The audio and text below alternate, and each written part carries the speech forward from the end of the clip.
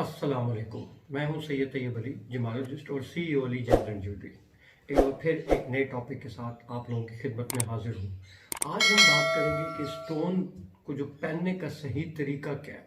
अक्सर लोग मुझसे पूछते हैं कि जी हमने फलां स्टोन पहना, उसकी वजह से हमारे सर में दर्द शुरू हो गई या हमें जो है वो थोड़ी घबराहट फील होगी। तो पहली बात तो ये कि ये सारा साइकोलॉजिकल इशू है। ये मैं आपको बिल्कुल क्लियर कट बता दूं कि इसमें कोई भी इस तरह का इशू कि पत्थर पहनने की वजह से आपको सर दर्द हो या सर भारी हो या घबराहट हो या चक्कर आए या आपके काम उलट पुलट हो जाए, ये बिल्कुल गलत है। होता यूं है कि हर स्टोन को पहनने का एक स्पेसिफिक डे है। उस स्पेसिफिक डे पे इसको फर्स्ट टाइम जब आप यूज करते हैं पहना जाता है। फिर इसके लिए एक स्पेसिफिक सदका है। आपको हर स्टोन का डिफरेंट सदका होता है, वो देना पड़ता है। मतलब उसमें कुछ मसाकीन को खाना भी खिलाना हो सकता है, समटाइम किसी और चीज़ का सदका होता है, वो हम वेरी करता है कि जिसको आप रिकमेंड कर रहे हैं उसकी as per that percent detail और उसका जो स्टोन है वो कौन सा है।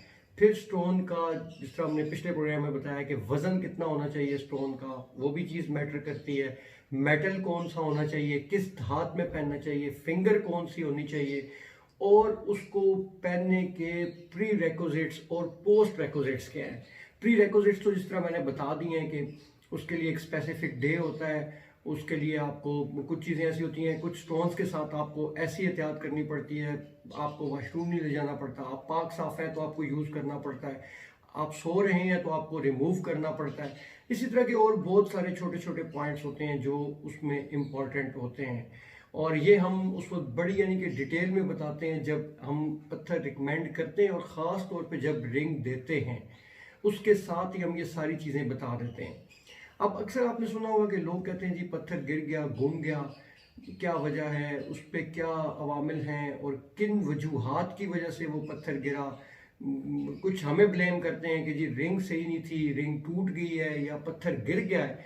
तो मैं अक्सर उनसे यही कहता हूँ कि देखें, बात सिर्फ इतनी सी है कि बाकी लोग भी तो अगर 10 लोग यूज़ करते हैं तो 10 में से 9 का पत्थर क्यों नहीं गिरता। इसके साथ वो अवामिल शामिल होते हैं कि किन वजूहात की वजह से पत्थर का गिरना, पत्थर का टूटना, पत्थर का उसमें क्रैक्स आना, धब्बे पड़ना, या वो जो पत्थर है आप खुद किसी को दे दें। समटाइम इस तरह भी होता है। ये बहुत सारे एक बैरूनी अवामिल आप इन्हें कह सकते हैं, या एक ऐसे इंपॉर्टेंट फैक्ट्स हैं जो आपको ना किसी ने कभी बताए होंगे और ना कभी आपने सुने होंगे। तो हमारा ये जो सिलसिला हमने शुरू किया था, इसका मकसद ही ये था।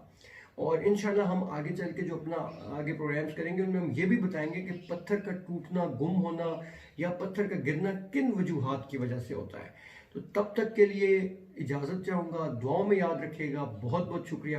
अल्लाह हाफिज़।